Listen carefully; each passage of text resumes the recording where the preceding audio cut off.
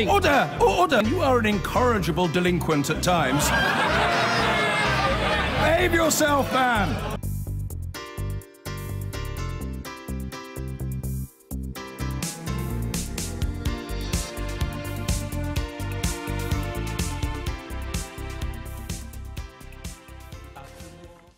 The Labour leader, Jeremy Corbyn, has tonight met with Jewish leaders over the anti-Semitism row that's rocking his party.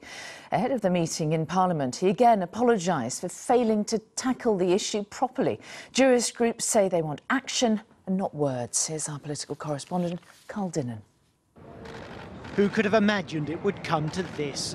The leaders of mainstream Jewish organisations walking into Parliament to demand the leader of the Labour Party take action against anti-Semitism.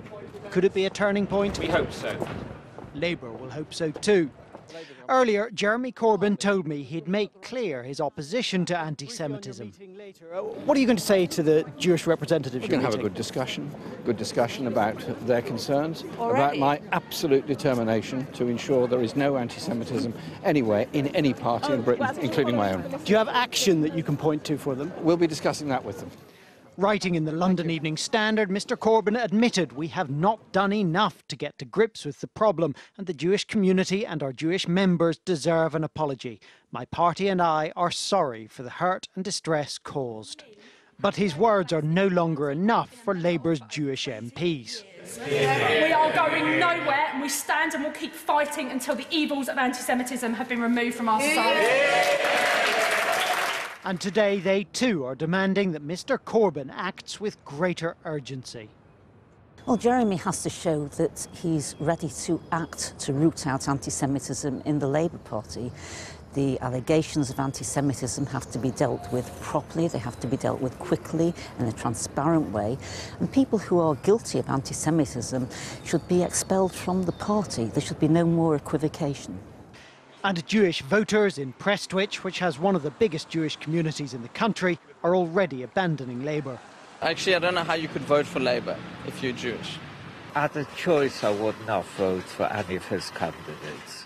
I think people are actually frightened and are actually looking what to do if Mr Corbyn does gain power, yes.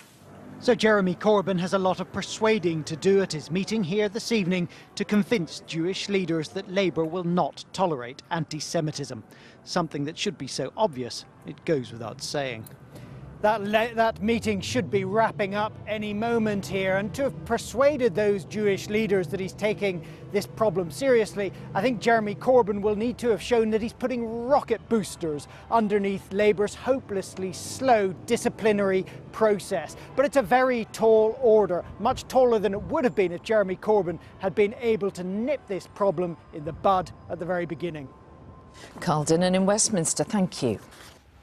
Not since Gordon Brown went to meet Gillian Duffy, the woman he called a bigot in the 2010 election campaign, has there been a more anticipated meeting between a Labour leader and an offended party. Tonight, Jeremy Corbyn sat down with two groups representing the Jewish community in the UK, the Board of Deputies and the Jewish Leadership Council. Even before the meeting, Mr Corbyn had apologised profusely, but in the event, the meeting didn't go well. Joining me now is one of the key men in that meeting, Jonathan Arkush, President of the Board of Deputies. Very good evening. Just tell us about what went on then and why it didn't go so well from your point of view.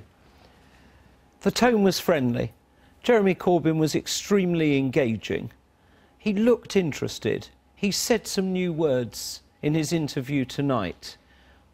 But there were no actions to go with the words yet again.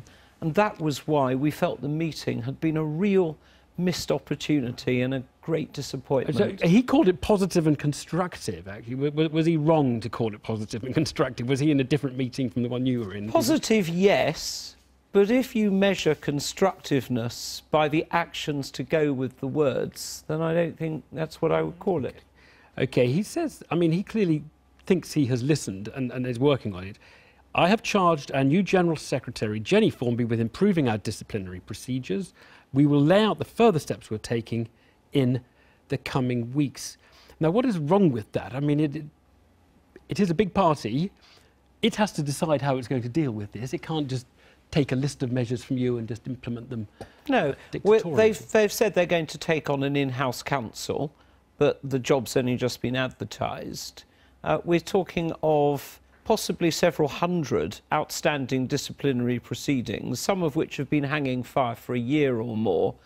Look, thousands of Jews did not demonstrate in Parliament Square for a few lawyers and a newspaper article. Is it your feeling that the delaying, the slow progress as you see it, is that you're feeling that that is political because they're a bit reluctant to do it, or just because it's a big political party, a bit bureaucratic, and it takes a lot of time? A little bit of both. There was a very frank recognition from Jenny Formby, the new General Secretary, that until recently Labour's disciplinary processes were not fit for purpose. So we welcome the fact that they're trying to make them fit for purpose. One of the things we asked for was an independent ombudsman who could resolve any issues if things were going too slowly or people hadn't been brought to book. And on that, there was a pretty clear no. Right. Tell me, look, is it possible there's a bit of politics mixed up in this? Because one does meet this sense that a lot of people will completely recognise there are genuine concerns, but they will think meshed in with all of that is a slight sense that a lot of people don't like Corbyn are using this. Can you persuade those people that there is no politics, it's not about Corbyn and your dislike of him? Well, the Jewish community's only interest is in protecting and defending the Jewish community.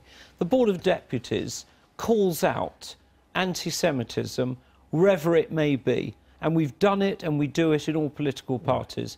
And you only had to look at the Westminster debate last week when you saw a trail of members, mainly from the Labour Party, complaining about the anti-Semitism that their MPs have encountered.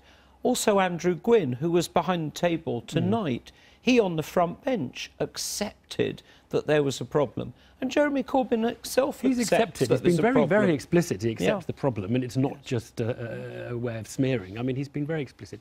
OK, last question. Could you imagine voting Labour? Well, I might vote all sorts of ways. Could you like imagine most British Labour? Right at the moment, no. And I think my views are shared by almost all members of Britain's Jewish community, many of whom were long-standing Labour Party members and finally felt they could remain in the party no longer. And is that only because of the anti-Semitism, or will people? Because people might say, "Well, that proves you're not one of us. We don't want to be," and you're telling us how to run our party. No, you know, you might not particularly approve of all of Jeremy Corbyn's policies, but to tear up your membership card in the Labour Party and, by implication, vote for a different party, that's a pretty far-reaching step. But I know many, many Jewish people who've played long roles in the Labour Party who have done it. Jonathan Akush, thank you very much indeed. Thanks.